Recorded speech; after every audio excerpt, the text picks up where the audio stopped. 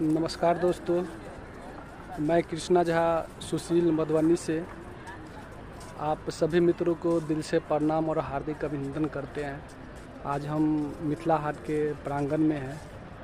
आज हम आपको जो यहाँ पे एक नया ओपनिंग हुआ है यूनिसेक्स सैलून, वो मैं आपको दिखा रहा हूँ।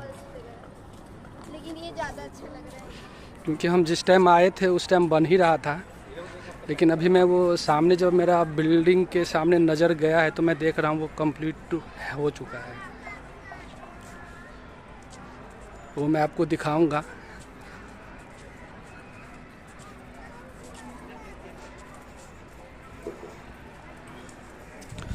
जैसा कि दोस्तों मैं बता दूं मैं आपको कि ये मिथिला हाट मधुबनी ज़िला में ही पड़ता है। ये बिल्कुल जो संग्राम मार्केट है उसके बिल्कुल नियर बाय में है, नज़दीक में है। NH 57 के